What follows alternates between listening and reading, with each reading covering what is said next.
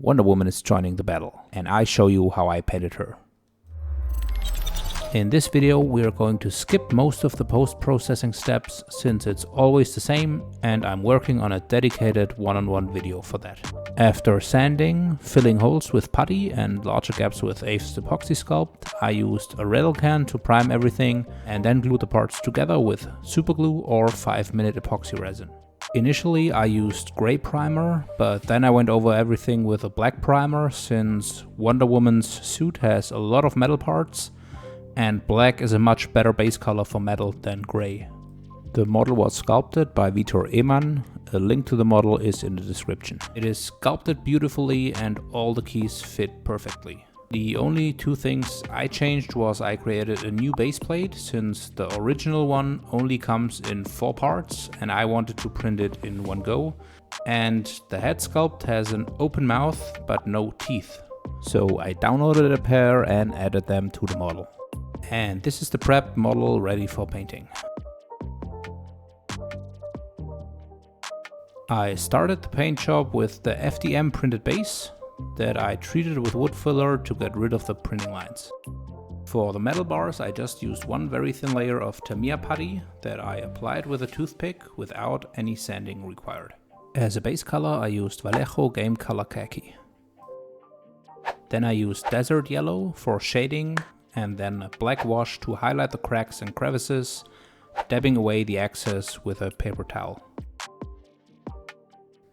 Then I went back to khaki and dry brushed the highlights.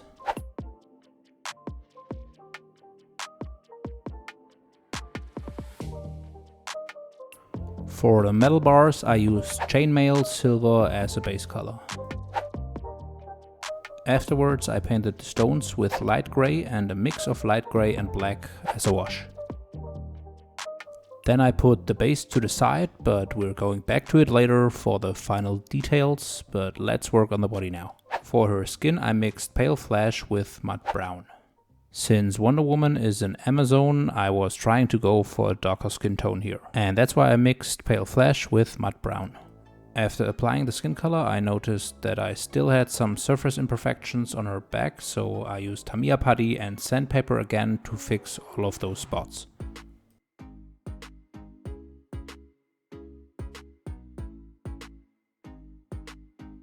And then I repainted all the armor parts with black.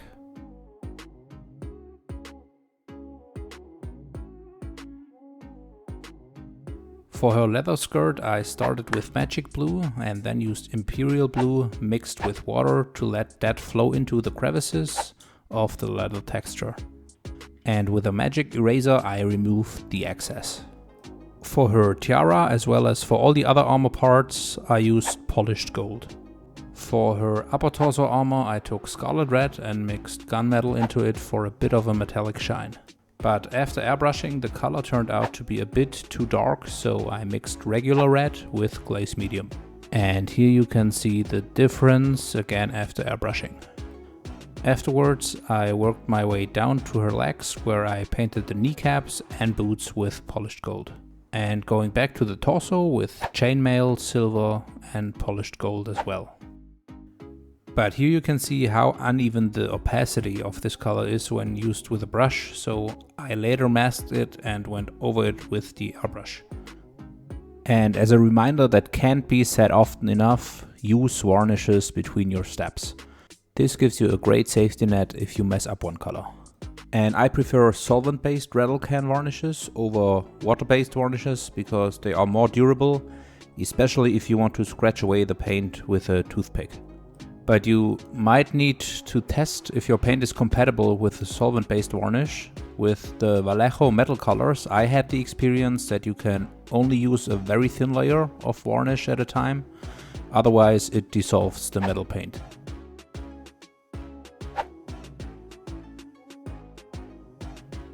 By the way, if you liked the video, please go ahead and hit that thumbs up button, click subscribe for me and activate the bell. That would help me out a lot.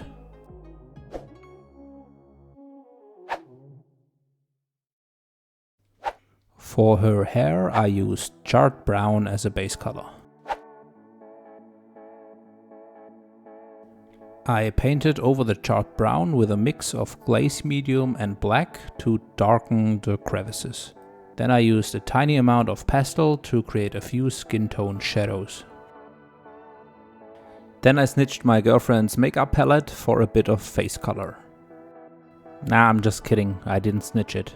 I have my own makeup palette. With a Q-tip I painted a little bit of black over her eyes and red onto her cheeks. The base color for her eyes and teeth is ghost gray.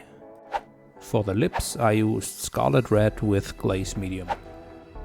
The glaze medium reduces the opacity, so the edge doesn't look too harsh and you can build up layers until you are satisfied. With a toothpick you can perfectly scratch away paint to get a perfectly crisp line. But only do this after you used varnish for the skin color. Then I revisited the eyes with a tiny bit of the same red, watered down and let it flow into the corners of the eyes to give them a bit of redness. For her eyebrows I took the charred brown again and the smallest brush I have and tried to paint individual hair.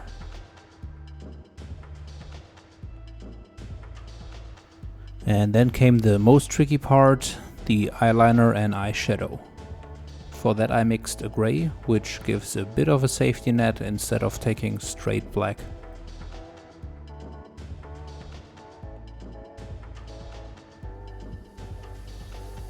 And in order to save me some time and headache, instead of painting the eyes I used my eye decals. I ordered a set of hole punch tools that match the diameters of the eye decals pretty good, and this way you get a perfectly round cutout eye. Then you just need to use a few drops of water to separate the decal from the carrier foil and slide the decal onto the eye and position it correctly. Not like this, but here we go.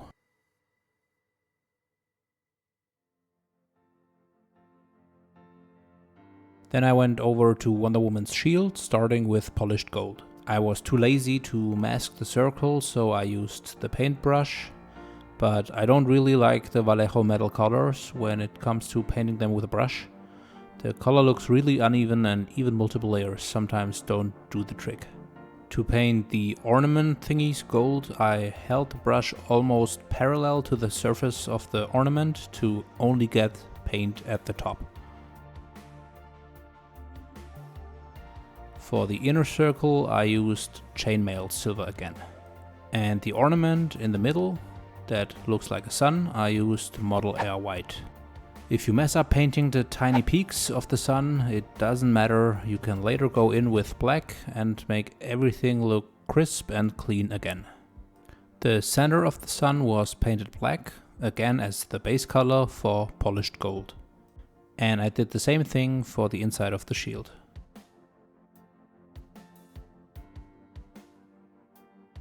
The shield straps were painted with leather brown as the base color. The sword received a base coat of gunmetal and her forearm shields chainmail silver.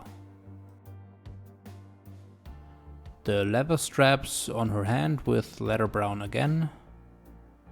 Then I grabbed the polished gold again and with watered down burnt umber I weathered the leather.